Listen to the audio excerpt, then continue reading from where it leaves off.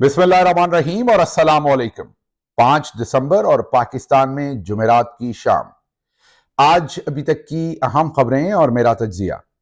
सबसे पहली खबर आपके सामने जीएचक्यू रावलपिंडी से रखते हैं, जहां पर फॉर्मेशन कमांडर्स का इजलास हुआ है, जिसमें मजीद तुन के रखने की पॉलिसी के ऊपर गौर भी किया गया है और इत्तफाक भी किया गया है।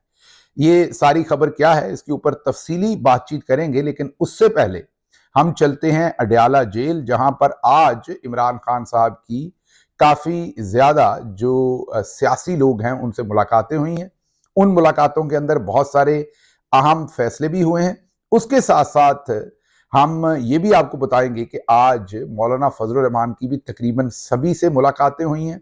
बिलावल जरदारी साहब की शायद शेरवानी पहनने का वक्त आ गया है और वो अब तैयारी कर रहे हैं वजीर आजम बनने की, और शहबाज शरीफ को इस डमी ओहदे से उतार के अब नई डमी बिलावल जरदारी की सूरत में शायद सामने रखने की चौधरी निजामुद्दीन ने तैयारी शुरू कर दी है। ये सब कुछ क्या है, इसके ऊपर बहस करते हैं, लेकिन पहले जैसे मैंने आपको कहा कि अडयाला जेल के ऊपर बातचीत कर लें। अडयाला जेल में आज इमरान खान साहब समेत दूसरे लोगों का केस था, और इमरान खान साहब को जब उस अदालत में लाया गया तो वो अदालत का कमरा बहुत ही छोटा था। खास इंतजाम किया गया था ऐसे कमरे का जिसके अंदर ना मीडिया आ सकता था, ना और कोई दूसरे सियासी अकाबरीन या फैमिली के लोग।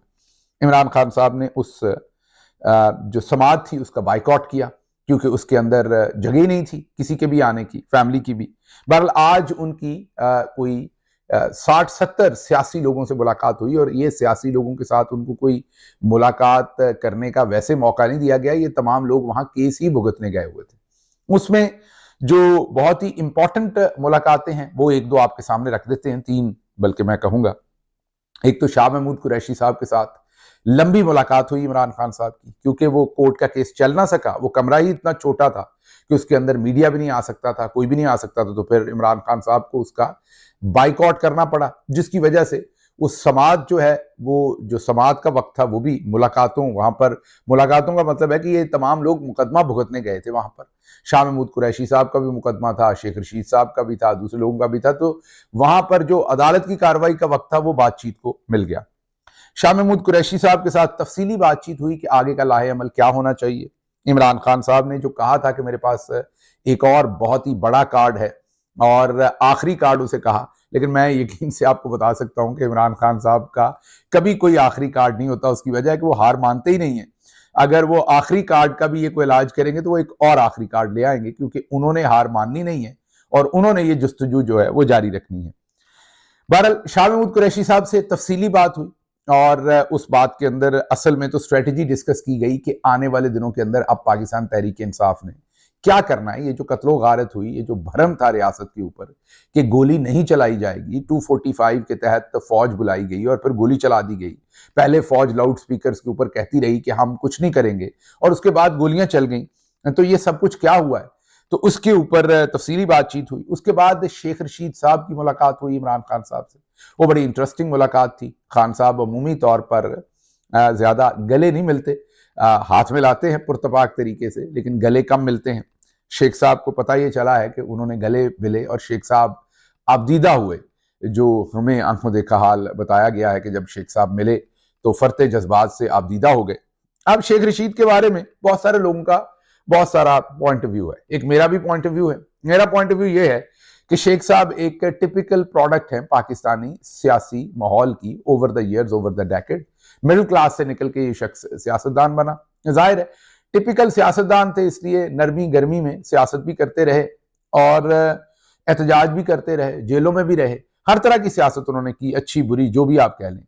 लेकिन जो उन्होंने अपनी आखिरी इनिंग में, आखिरी का मतलब है कि towards the end of his political career, अभी अल्लाह करे उनको और वक्त मिले, लेकिन जाहिर है अब वो कोई 12 साल के बच्चे या 20 साल के जवान तो नहीं है, 30 साल के वो जवान तो नहीं है, अब बुजुर्ग हैं वो। तो इसमें उन्होंने पहली दफा अपनी जो रवायती सियासत थी उससे हट के काम किया। रवायती सियासत उनकी जीएचक्यू के साथ चलती थी, जिधर जीएचक्यू जाता था उधर उनकी सियासत बहुत देर से चलती थी, बहुत देर से उनके बड़े करीबी मरासम थे। लेकिन ये पहली दफा था कि वो उसके मुखालिफ जाके खड़े हुए, और वो उनका जो एक रिश्ता आप कह लें over the years Imran Khan के साथ डेवलप हुआ, पर्सनल कनेक्शन। इमरान खान बहुत एहतराम करते हैं शेख रशीद का ज़ाती हैसियत में, ये मैं आपको बता सकता हूँ। और शेख साहब भी ज़ाती हैसियत में पीटीआई के साथ उस तरह की उनकी कोई नजरियाती, मैं नहीं कहूँगा कमिटमेंट है, लेकिन इमरान खान के साथ जो उनकी ज़ाती कमिटमेंट है उसकी वजह से शेख साहब जैसे बंदे ने, अब आप कहेंगे कि जी जेलें तो सबने बर्दाश्त की हैं तो शेख साहब ने कर ली तो क्या बात, नहीं, ऐसा नहीं है। एक नजरियाती लोग होते हैं जो नजरिए के ऊपर वहां खड़े होकर जेल अपनी किसी भी पार्टी के लिए करते हैं, वो अलग बात है। लेकिन एक ऐसे सियासतदान जिनके इन रूट्स हों, सारे के सारे इन रोड्स हों उनके अपने जो स्टैब्लिशमेंट है उसके अंदर, और गहरे मरासम हो, उनको तो जेल काटने की जरूरत नहीं होती ना, वो तो बड़े आराम से निकल सकते हैं। लेकिन उन्होंने ये चूज किया कि मैंने इमरान खान को इस मौके में नहीं छोड़ना, सख्ती बर्दाश्त की, खासी सख्ती बर्दाश्त की, ये मैं आपको बता दूं, जिसको वो चिल्ला काटना कहते हैं। इनके साथ तक काफी ज्यादती की, क्योंकि इनको तोड़ना, बड़ा नाम थे, इनको तोड़ना बड़ा इंपॉर्टेंट था कि इमरान खान के खिलाफ बयान दें, कहें कि वो फौज के खिलाफ काम कर रहा है, वो मुल्क की सलामती के खिलाफ काम कर रहा है। और ये ख्वाहिश थी कि शेख रशीद इस फॉर्म 47 की असेंबली में आकर बैठें। तो शेख साहब ने उससे इनकार किया, और इमरान खान को इस बात का पता है और वो इस चीज का बहुत एहतराम करते हैं। तो आज बहरहाल शेख रशीद साहब के साथ बहुत ही उम्दा मुलाकात उनकी रही। शेख रशीद साहब ने अपने मशवरे भी दिए, फवाद चौधरी साहब के साथ भी उनकी मुलाकात रही, और वहां पर भी डिस्कस हुआ कि फवाद चौधरी साहब के साथ उनकी डिस्कशन हुई कि सिविल नाफरमानी की तरफ जाना चाहिए कि नहीं। डिस्कशन ओवरऑल हो रही थी, शाह साहब के साथ भी, सबके साथ। फवाद चौधरी साहब ने भी वहां मशवरा दिया कि जाना चाहिए कि नहीं जाना चाहिए। तो मतलब ये ओवरऑल पॉलिटिकल सिनारियो जो था, इसमें फिर जरताज गुल भी थी, फिर वहां पर मुसरत जमशेद चीमा और दूसरे तमाम जो कारकुनान और लीडरान हैं वो वहां पर मौजूद थे, और सबकी मुलाकात जो है आज हुई। सबसे इमरान खान साहब ने हाल अहवाल पूछा, बाहर जो वर्कर्स का हाल अहवाल है वो पूछा, ये सब कुछ। तो एक भरपूर दिन था अडयाला के अंदर, आप ये कहें। अब मैं आपको बाद में बताऊंगा कि इस भरपूर दिन को क्यों होने दिया गया, ये मैं टुवर्ड्स द एंड बताऊंगा। आप सोच रहे होंगे कि ये तो चीजें नॉर्मल सी होती नजर आ रही हैं, भले समाज जो है वो कैंसिल भी होगी, लेकिन फिर भी इमरान खान को इतने लोगों से मिलने दे दिया गया, ये क्या माजरा है? डील शील हो रही है, क्या हो रहा है? ये मैं आपको आखिर पे बताऊंगा ये क्या माजरा है। अब आगे चलते हैं। आगे आज जीएचक्यू के अंदर फॉर्मेशन कमांडर्स की मीटिंग हुई। अच्छा, अब मैं कोई फौजी मामलात को बहुत ज्यादा नहीं समझता, फौजी जो डिफेंस से रिलेटेड तो चले, इंटरनेशनल रिलेशंस से मुताल्लिक चीज़ों को तो थोड़ा बहुत कुछ जानता समझता हूँ, लेकिन जो फौज की फॉर्मेशन है उसके एतबार से को बहुत ज़्यादा मेरा नॉलेज नहीं है। लेकिन जो मेरी बातचीत हुई लोगों से या पहले भी हुई है, उससे ये पता चलता है कि जो कोर कमांडर्स हैं वो जो ऊपर की टॉप ब्रास है, जो बहुत ही लिमिटेड नंबर्स में आते हैं, और फॉर्मेशन कमांडर्स आप ये कह लें कि पूरी की पूरी फौजी की आदत, जो कोर कमांडर्स के नीचे भी अहम पोजीशंस के ऊपर काम करते हैं, अहम जो यूनिट्स हैं फौज के उनको हेड करते हैं, वो तमाम फॉर्मेशन कमांडर्स इसमें आते हैं। तो आप दूसरे लफ्जों में कहिए कि इसमें सिर्फ टॉप की लेयर नहीं होती, बल्कि टॉप से नीचे जो स्ट्रेटेजिक और ऑपरेशनल लेवल के दरमियान में जो एक लेयर होती है वो भी इसमें मौजूद होती है। तो एक लार्जर लेवल की फौजी रिप्रेजेंटेशन इसमें, या दूसरे लफ्जों में आप कह लें कि तमाम सीनियर या मोतबर क़यादत इसमें फॉर्मेशन कमांडर्स के अंदर मौजूद होती है। आज उनका इजलास हुआ और उसके अंदर ये बातचीत की गई कि जो फौज को बुलाया गया, वही जो हम आपको बार बार कहते हैं 245 के तहत जब फौज को बुलाया गया, और बुलाया गया था सरकारी इमारतों को महफूज करने की, जो प्रिटेक्स्ट इस्तेमाल हुआ था। तो इसमें जो इन्होंने बयानिया जारी किया, अलामिया जारी किया, उसमें कहा गया कि पाक फौज की दारुल हुकूमत में अहम सरकारी इमारतों को महफूज बनाने और काबिल एहतराम गैर मुल्की वफूद को दौरा पाकिस्तान के दरमियान महफूज माहौल फराहम करने की गर्ज से पाक फौज की कानूनी तैनाती के खिलाफ किए जाने वाले बदनीयती पर मबनी प्रोपेगेंडे पर तशवीश का इजहार किया है। तो पहले तो तशवीश हुई कि हम तो बिल्डिंग्स बचाने गए थे, वफूद को बचाने गए थे, ये हमारे खिलाफ प्रोपेगेंडा शुरू हो गया। फिर उन्होंने अगला जो कहा ना, जो मैंने पहला जुमला बोला कि मजीद तुन के रखने के ऊपर ही इत्तफाक हुआ है, और गौर भी हुआ है, और इत्तफाक भी इसी बात पर किया गया है कि मजीद तुन के रखो। वो कैसे? वो ऐसे कि उन्होंने कहा कि ये मरबूत और पहले से तैयार करदा प्रोपेगेंडा था, बाज सियासी अनासर के मजमूम अजाइम के तसलसल की अक्कासी करता है, जिसका मकसद पाकिस्तान की अवाम, मुसल्लह अफवाज और अदारों के दरमियान दरार पैदा करना है। शुरा कॉन्फ्रेंस ने यह कहा, बैरूनी अनासर की मदद से किए जाने वाले प्रोपेगेंडे की ऐसी मजमूम कोशिशें कभी कामयाब नहीं होंगी। यह जरूरी है कि हुकूमत बेलगाम गैर इखलाकी आजादी इजहार राय की आड़ में जहर उगलने, झूठ और माशरती तकसीम का बीज बोने के खात्मे के लिए सख्त कवानीन और जवाबत बनाने और उन पर अमल दरामद कराए। आपने कल ही परसों भी सुना था ना हमने आपको बताया था कि पीका कवानीन के अंदर चेंजेस करने की कोशिश की जा रही है। खबर देने के ऊपर 3 साल कैद और 10 लाख रुपए तक जुर्माने की बात हो रही। तो यहां शायर ये कह रहे हैं, शुरका, शायर कह दिया माजरत, शुरका यहां पर ये कह रहे हैं कि ये मजीद तुन के रखा जाए। ये जो लोग खबरें आजादी इजहार राय के तहत फसाद फैला रहे हैं, इनको मजीद तुन के रखा जाए। पाक फौज मुल्क को, कौम की खिदमत बगैर तौसब और सियासी वाबस्तगी के करती है और इसी तरीके से आगे भी करती रहेगी और अंदरूनी बैरूनी खतरात से निपटने के लिए मुल्क की हिफाजत करती रहेगी। जाती मफादात के असूल के लिए मासूम शहरियों को एक दूसरे के खिलाफ खड़े करने और तशद्दुद को हथियार के तौर पर इस्तेमाल करने की किसी भी कोशिश को हरगिज बर्दाश्त नहीं किया जाएगा। तो जनाब, ओवरऑल जो फॉर्मेशन कमांडर्स की फॉर्मेशन हुई है, उसमें जो तय हुआ है, जो मैं आपको ये बता सकता हूं, वो यही है कि ओवरऑल तुन के रखा जाए और इसी में बेहतरी है कि जो ओवरऑल पॉलिसी है उनके हिसाब से इसी में बेहतरी है कि हमने मजीद एक तो सोशल मीडिया के ऊपर क्रैकडाउन करना है। एक इस चीज की जिम्मेदारी, आप तो ये कह रहे थे ना, उमर अयूब साहब ने तकाजा किया था कि कोर्ट मार्शल किया जाए, जिन लोगों ने गोली चलाई है उन लोगों का कोर्ट मार्शल किया जाए, जो इसमें अफसरान मुलव्वस हैं उनको सजाएं दी जाएं। फिर उमर अयूब साहब ने बताया था कि किस तरीके से उसमें M60 मशीन गन इस्तेमाल हुई है। फिर रिमिंगटन की एक गन के बारे में उन्होंने जिक्र किया था, जो फौजी असला है सारा, तो जाहिर है फौजियों ने ही इस्तेमाल किया होगा वो। तो आप एक्सपेक्ट कर रहे थे कि कोई कोर्ट मार्शल या कोई इदारे के अंदर कोई एहतसाब। तो फॉर्मेशन कमांडर्स की जो आज का एलामिया, उससे 2 चीजें वाजे हुई हैं। नंबर 1, कुछ वहां गलत नहीं हुआ, फौज ने कुछ गलत नहीं किया।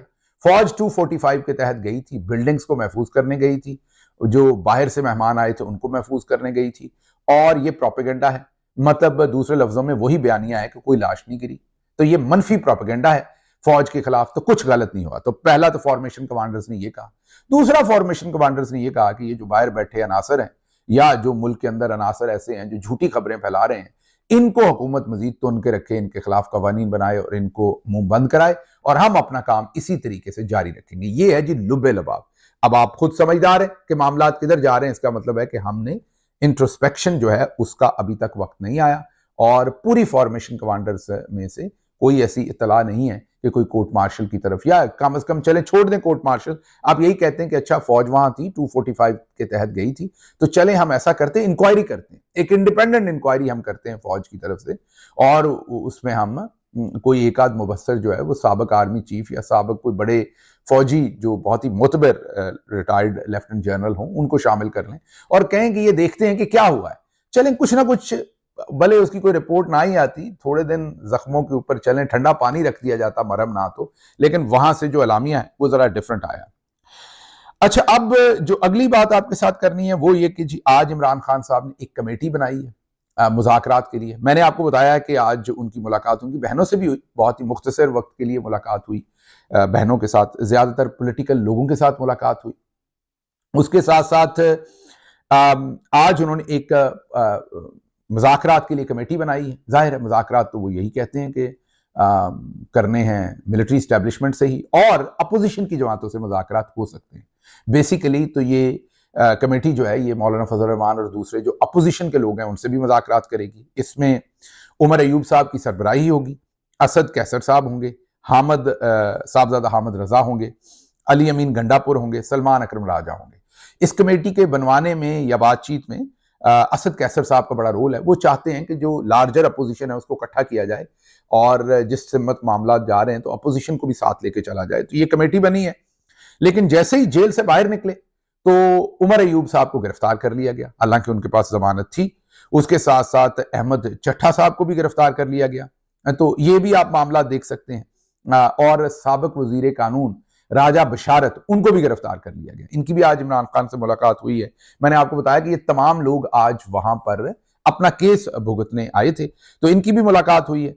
दूसरी तरफ इमरान खान पर 9 मई में जो GHQ के ऊपर हमला हुआ था उसमें फर्द जुर्म भी आयद की गई है, साथ साथ केसेस भी चलाए जा रहे हैं।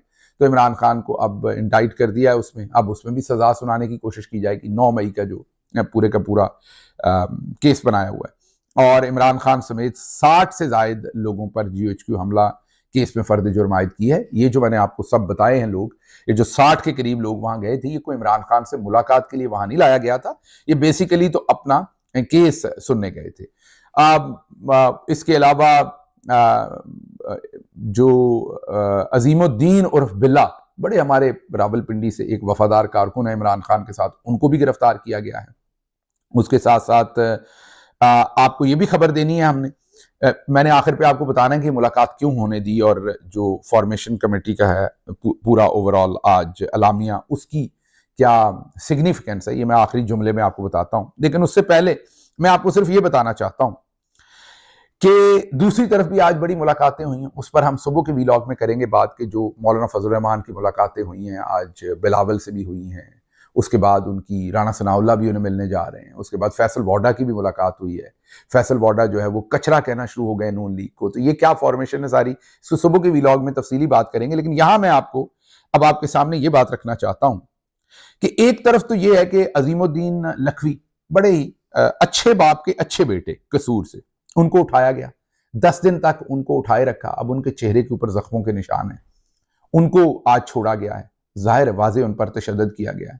उसके साथ साथ अलादीन, एक हमारे बाहर से सोशल मीडिया के ऊपर काम करते हैं पाकिस्तान तहरीक इंसाफ के, उनके वालिद गुजरात यूनिवर्सिटी में काम करते हैं, उनको उठा लिया गया उनके वालिद को, ताकि अलादीन का बाहर ट्विटर अकाउंट बंद करवाया जा सके, सोशल मीडिया एक्टिविटीज बंद करवाई जा सके। फिर अवैस यूनुस, मैं बार बार आपको बताता हूं, बड़ा ही वफादार उजला कारकुन, उसको जेल के अंदर वो ट्रायल भुगतने गया अपना, मेन अदालत लगती है ना जेल के अंदर, तो अपनी अदालत में पेशी भुगतने गया, उसको भी शायद 28 नवंबर से वहां से उठा लिया हुआ है जेल के अंदर से, वो भी गायब है, उसके बारे में कोई बात नहीं। और बेशुमार जो हमारे लोग हैं, एक तरफ ये पॉलिसी है, दूसरी तरफ आप सोच रहे होंगे कि ये क्या हो रहा है, इमरान खान से 60 लोगों को, अगर मामला जो है वो खत्म हो भी गया था तो ये 60 लोगों की मुलाकात कैसे करवा दी। तो सिर्फ 2 जुमलों में आपको बताऊंगा, ये जो एक तरफ बिलावल की मुलाकातें शुरू करवाई गई हैं, सियासी मंजरनामा, ताकि टेलीविजन पर स्क्रीनें फ्लैश हों, आप मौलाना की तरफ लोगों को आते जाते देखें, ये जो इमरान खान साहब के साथ 60-70 लोगों की मुलाकातें करवाई गई हैं, ये सब का सब नैरेटिव तब्दील करने की कोशिश है। ये कोशिश है कि आप इस वक्त डी चौक में गिरने वाली लाशों के ऊपर बात ना करें, ये मत पूछें कि 12 अफराद की लाशें तो मिल गई, बाकी लाशें सारी किधर हैं, ये मत पूछें कि गोली किसने चलाई और क्यों चलाई, इस पर बहस नहीं करनी। हां, आप आज मुलाकातें करवाएं, जब सियासी लोगों की 60 लोगों की मुलाकातें होंगी तो बाहर आके अपनी अपनी कहानी सुनाएंगे ना, सियासी लोग तो सियासी बात ही करेंगे। जैसे मैंने आज शेख रशीद साहब की बात की, तो आप देखिए कितना सारा वीलॉग का हमारा वक्त आज का जो है वो नाना करते हुए भी शाह महमूद कुरैशी साहब की मुलाकात, फवाद चौधरी साहब की मुलाकात, शेख रशीद साहब की मुलाकात, तो ये इन तमाम लोगों की मुलाकात, फिर साथ ही हमने उमर अयूब साहब को बाहर गिरफ्तार कर लिया, फिर राजा बशारत साहब को कर लिया, फिर हमने अहमद चट्ठा को कर लिया। अब इनमें से कईयों की जमानतें हुई हैं तो उनको हम बाद में छोड़ देंगे, अगले दिन छोड़ देंगे। आज के दिन आप गौर कीजिए, हमने मीडिया को कितना मवाद दिया है कि लाशें और गोली किसने चलाई ये डिस्कस ना करें, अब आगे चलें। तो ये आगे चलाने के लिए नई शैतानी है चौधरी साहब की, और दूसरी तरफ बिलावल और मौलाना साहब के घर को गर्म कर दिया है वहां पर। तो ये तमाम की तमाम साजिशें हैं, आपने इनके चक्कर में नहीं आना, ये सब रिफ रैफ है, इधर उधर की बातें हैं। आपने एक ही सवाल के ऊपर फोकस रहना है, गोली क्यों चलाई और किसके हुक्म पर चलाई। मुझे यहां से इजाजत दीजिए, अल्लाह आपका हामी नासिर हो। पाकिस्तान जिंदाबाद।